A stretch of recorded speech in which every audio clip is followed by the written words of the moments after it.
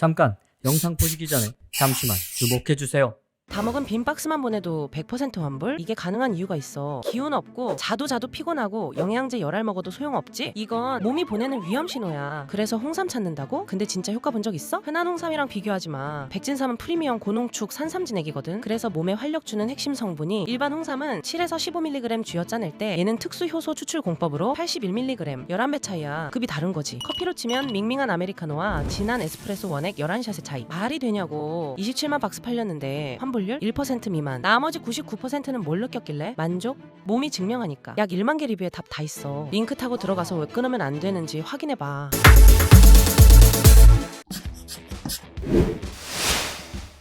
만 15세의 나이로 프로에 데뷔한 세르비아 출신 빅맨 블라디 디박은 거구의 체격을 활용한 골밑 플레이로 빠르게 선수로서 성장할 수 있었고, 명문 KK 파르티잔에서 4시즌을 소화하면서 유럽 전역이 알아주는 센터가 됩니다.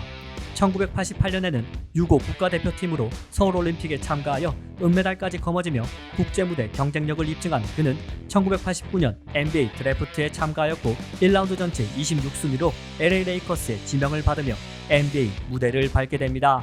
미국 대학교에서 단 한 경기도 뛴 적이 없는 사상 두 번째 유럽 출신 NBA 선수가 된 그는 당시 영어를 전혀 말하지 못했음에도 불구하고 팀 레전드 카림 압둘 자바와 매직 존슨의 지도 아래 미국 농구에 적응할 수 있었고, 특유의 융화력을 발휘하며 빠르게 팀과 리그에 녹아듭니다. 데뷔 첫해 올루키 퍼스트 팀에 입성한 그는 NBA 역사상 최고의 센터로 평가받는 카림 압둘 자바가 은퇴한 뒤 그의 뒤를 잇는 중책을 맡게 되었고, 경기당 평균 2자릿수 득점과 2자릿수 리바운드를 책임질 수 있는 정상급 빅맨의 위치까지 올라섭니다.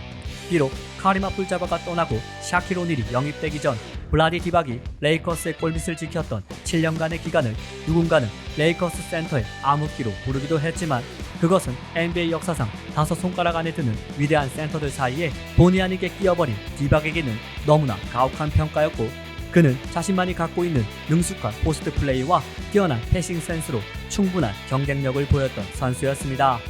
1996년 코비 브라이언트와의 트레이드를 통해 샬럿 호네츠로 이적하게 된 그는 2년 동안 샬럿의 골밑을 지킨 뒤 파업으로 인해 잠시 보국으로 귀국해 세르비아 리그에서 잠깐 활약하기도 했으나 이듬해 98-99 시즌 다시 NBA로 복귀, FA 신분으로 세크라멘토 킹스와 계약하며 또 한 번의 전환점을 맞게 되는데요. 함께 세크라멘토로 합류한 크리스 웨버, 같은 세르비아 출신 페자 스토야코비치, 01-02 시즌 킹스로 이적한 마이크 비비와 함께 일명 밀레니엄 킹스의 핵심 일원으로 활약하였는데, LA 레이커스와 맞붙었던 2002년 컨퍼런스 파이널에서의 편파 판정만 아니었다면 사실상 파이널 우승까지 달성할 수 있었을 정도로 세크라멘토 킹스를 리그 최강팀 가운데 하나로 올려놓는 데 공헌합니다. 세크라멘토 구단의 전성기를 함께 보낸 뒤 친정팀 LA 레이커스로 돌아와 커리어를 마감한 블라디 디박은 말 그대로 매직 존슨과 레리 버드의 시대에 대비하여 르브론 제임스가 나타날 때까지 오랜 기간 활약하며 유럽 출신 후배 선수들에게 선구자로서의 역할을 하였는데요. 도미니크 윌킨스와 부딪혔고 위대한 90년대 4대 센터들과 골밑에서 경쟁했으며 빈스 카터의 화려한 고공 플레이를 코트에서 지켜봤을 정도로 16년이라는 시간 동안 최고 무대에서 활약한 블라디 디박은 NBA 리그에서 성공적인 커리어를 보낸 최초의 유럽 출신 빅맨이었고 모든 유럽 국적 선수들의 대부와 같은 존재였습니다.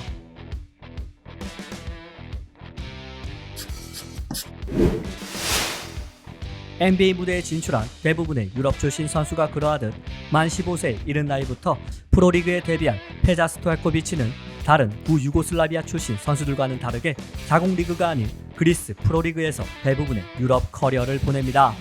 그리스 PAOK 팀에서 슈터로서 인상적인 활약을 펼치던 그는 역사상 최고의 드래프트로 손꼽히는 1996년 드래프트에서 1라운드 전체 14순위로 세크라멘토 킹스의 지명을 받았는데, 당시 자신이 아직 NBA에 뛰기에는 나이, 기량 모두 부족하다고 판단한 스토야코비치는 2년 더 유럽에 머물기로 결정합니다.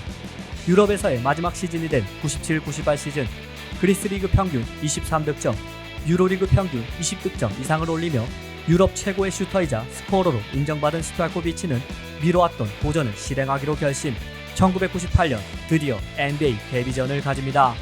첫 두 시즌까지는 세르비아에서 온 그저 그런 유망주에 불과했던 그는 3년차에 있던 00-01 시즌부터 본격적으로 자신의 기량을 만개하는데, 2년 동안 고작 12경기 선발 출전에 그쳤던 스토야코비치는 75경기 선발로 나서며 평균 20.4득점 기록과 함께 MIP 투표 2위에 오르는 등 급성장한 모습으로 팀의 핵심 득점원이 됩니다. 크리스 웨버, 마이크 비비, 블라디 디박, 덕 크리스티 등과 함께 밀레니엄 킹스의 주축 멤버로서 활약한 스토야코비치는 슈터로서 엄청난 장신인 208cm의 키를 활용한 높은 타점과 빠른 릴리즈, 활동력이 바탕이 된 뛰어난 오프더블 움직임을 가진 만큼 릭 아델만 감독이 추구하던 모션 오펜스에 최적화된 선수였는데, 코트 곳곳을 누비며 오픈 찬스를 스스로 찾아 이를 해결하는 능력을 통해 그는 리그 최고 수준의 슈터로 등극하기에 이릅니다. 특히 03-04 시즌에는 치명적인 무릎 부상을 당하며 이탈한 크리스 웨버를 대신해 실질적인 킹스의 에이스로서 시즌 평균 24.4득점에 3점슛은 무려 240개를 생산해내며 올 NBA 세컨드팀 선정 및 MVP 투표 4위에 등극하는 등 커리어 최고의 퍼포먼스를 펼칩니다. 그러나 이후 부상에서 돌아온 크리스 웨버와의 팀 내 주도권 다툼으로 인해 결국 인디애나 페이서스로 이적을 결정하며 세크라멘토와의 인연을 끝맺게 되었고, 이후 FA를 통해 합류한 뉴올리언스에서도 계속된 허리 부상에 따른 폼 저하로 실망스러운 기록만을 낳게 되는데요. 뉴올리언스에서 트레이드된 토론토에서조차 2경기 만에 방출되며 커리어가 끝난 것처럼 보였던 스토야코비치에게 댈러스 매버릭스가 손을 내밀며 그는 마지막 불꽃을 태우게 됩니다. 특히 2011년 3핏에 도전하던 LA 레이커스와의 플레이오프 무대에서 전성기가 다시 온 것 같은 3점슛 퍼포먼스를 발휘하며 드라마 같은 댈러스의 창단 첫 우승 스토리에 나름의 역할을 담당한 그는 그렇게 자신의 커리어 첫 파이널 우승을 끝으로 13년간의 NBA 커리어를 마감합니다. 비록 동시대 다른 스타 선수들에 비해 짧은 전성기를 보낸 스토야코비치지만 밀레니엄 킹스 시절 보여줬던 활약은 그를 NBA 역사상 최고 슈터 가운데 한 명이자 역대 유럽 출신 최고의 슈터로 만들어주기에 충분했습니다.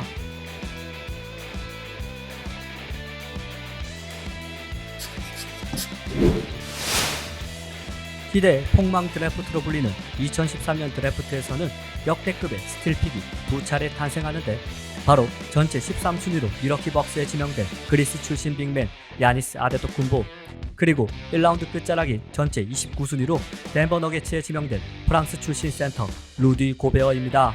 드래프트 직후 곧바로 유타 재즈로 트레이드된 그는 신장 216cm, 윙스팬은 무려 235cm에 달하는 괴물같은 신체 사이즈로 인해 루키 시절부터 향후 올스타급 빅맨으로의 성장이 기대되는 유망주로 손꼽혔는데, 주전과 백업을 오가며 경험을 쌓아가던 와중에 데뷔 3년차 시즌이었던 15-16 시즌부터 주전 센터로 올라서며 기대 그 이상의 위력을 자랑하는데요.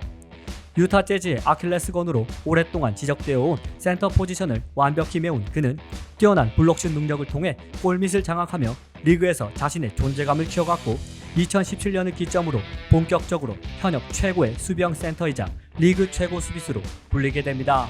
센터로서 이상적인 사이즈를 보유한 만큼 존재만으로도 엄청난 위협감을 주는 고베어는 압도적인 높이에 뛰어난 반사신경과 훌륭한 스피드까지 갖추고 있어 공격 입장에서는 큰 부담감으로 다가올 수밖에 없는데, 이로 인해 직접적인 블록슛이 아니더라도 그가 림 근처에 있는 것만으로도 상대 선수들의 골밑 야투율이 저하되는 모습까지 보여주는데요. 사기적인 신장과 운동 능력에 걸맞게 리바운드 역시 경기당 평균 13개 이상을 잡아낼 수 있는 능력을 갖춘 그는 말 그대로 수비에 있어서는 약점이 없는 센터로 군림하는데, 극강의 수비력과 골밑 장악력에 가려져 있을 뿐 압도적인 야투율을 기반으로 평균 15득점 내외를 책임질 수 있을 정도의 득점력까지 증명하며 고베어는 팀의 간판 스타로 자리 잡았고, 그의 활약 덕분에 침체기를 거듭하던 유타 역시 서부의 강팀으로 올라섭니다.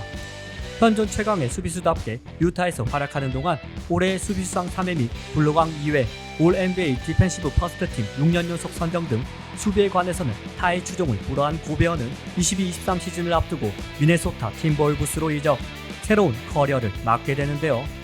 칼 앤서니 타운스와 함께 리그 최강의 트윈타워를 구축할 것이라는 기대와 달리, 그러나 둘의 공조는 엇박자를 드러냈고 앤서니 에드워즈, 디안젤로 러셀 등 가드진과의 시너지 역시 발휘되지 않은 채 최대 강점인 수비 영향력까지 저하되자 선수 5명의 미래 드래프트 지명권만 무려 5장을 내주며 데려온 고베어 트레이드는 완전한 실패로 귀결될 것처럼 보였는데요.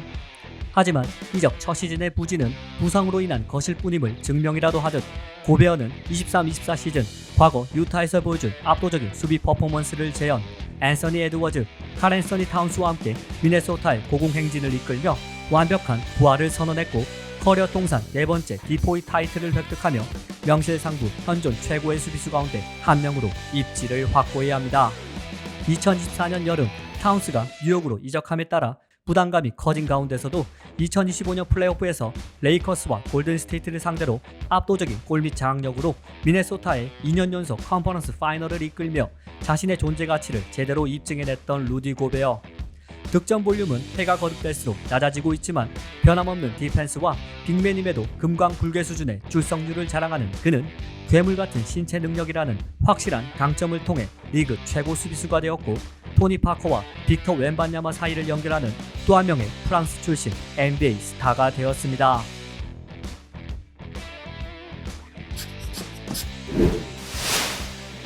(2001년) 형 파우 가솔의 NBA 입성으로 인해 미국으로 오게 된 마크 가솔은 형 못지않는 재능을 가졌지만 체중 관리에 실패하는 등 미국 생활에 어려움을 느꼈고 다시 고국 스페인으로 돌아가는 결정을 내립니다. 스페인 리그 FC 바르셀로나 입단 이후에도 벤치 멤버에 머물던 그는 스페인 대표팀으로 참가한 2006년 세계선수권 대회에서 알토란 같은 활약으로 이름을 알리기 시작했고 이후 이적한 지로나에서 주전으로 자리 잡으며 눈부신 성장 속도를 보여줍니다.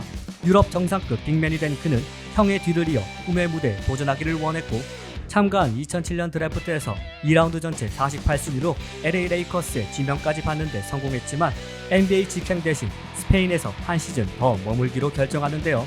07-08 시즌 스페인 리그 MVP를 수상하며 최고 선수가 된 그는 비로소 준비가 되었다고 판단. 다가오는 08-09 시즌을 NBA에서 뛰기 위해 미국행 비행기에 올랐지만 그에게는 드래프트 당시 예상하지 못했던 변화가 기다리고 있었습니다. 바로 형 파우 가솔 트레이드의 반대급부로 지명받은 레이커스가 아닌 멤피스 그리즐리스에서 NBA 커리어를 시작한다는 사실이었습니다. 2라운드 낮은 순번에 지명된 자신과 달리 1라운드 전체 3순위로 지명되어 첫 시즌에 신인왕을 거머쥔 이후 리그 최고의 파워포워드 가운데 한 명으로 올라선 형 파우 가솔의 존재. 그리고 지명 직후 공교롭게도 형의 트레이드에 연루되어 팀을 옮기게 된 아이러니한 상황까지 연출되며 파우 가솔은 스타 선수를 가족으로 둔 그저 그런 선수로 남을 것처럼 보였는데요. 하지만 그는 리빌딩을 시작한 멤피스 그리즐리스의 주축으로서 많은 기회를 부여받으며 이 같은 예상을 보기 좋게 뭉개버리는 활약을 펼칩니다. 루키 시즌 평균 11득점, 7.4리바운드를 기록하며 가능성을 보여준 그는 2009년 합류한 잭 랜돌프와 함께 리그에서 손꼽히는 트윈 타워로 자리 잡으며 본격적인 자신의 커리어 전성기를 맞이하는데 뛰어난 사이즈와 탄탄한 기본기를 무기로 골밑 득점, 미드레인지, 패싱 능력 등 공격 대부분에 있어서 부족한 것이 없을 정도의 우수한 기술을 보여줬던 그는 수비에서도 특유의 파워와 느린 스피드를 대체할 만한 우수한 농구 지능으로 최상급의 골밑 지배력을 보여준 선수였는데요. 이 같은 훌륭한 공수 밸런스를 바탕으로 2013년에는 올해의 수비수상, 2015년에는 올 NBA 퍼스트팀까지 차지하며 마크 가솔은 명실상부 리그 최정상급 빅맨의 위치까지 올라섭니다. 멤피스에서 11시즌 동안 든든하게 골밑을 지켜주던 그는 18-19 시즌을 앞두고 토론토 랩터스로 이적하였고 토론토에서 비록 공격력은 줄어들었지만 디포이 출신답게 여전한 수비력을 자랑하였는데 특히 플레이오프 1라운드부터 파이널까지 맞붙은 부세비치, 엠비드, 커즌스 등과의 골밑 대결에서 전혀 밀리지 않는 때로는 우위를 점하며 토론토가 사상 첫 파이널 우승을 차지하는 데 큰 공헌을 하는데요. NBA 역사상 최초로 파이널 우승에 성공한 형제 타이틀까지 얻게 된 마크 가솔은 이후 자신의 지명팀이자 형이 전성기를 보냈던 레이커스로 이적했고 마지막으로 자신의 전성기를 함께했던 멤피스를 끝으로 13년간의 NBA 커리어를 마감합니다. 농구 인생 내내 자신을 따라다녔던 파우 가솔의 동생이라는 이름표를 오로지 실력으로 떨쳐내며 마크 가솔이라는 이름을 세상에 각인시킨 그는 분명 리그 최고의 센터 가운데 한 명이었고 니콜라 요키치 이전 NBA에서 가장 성공적인 커리어를 보낸 유럽 출신 센터였습니다.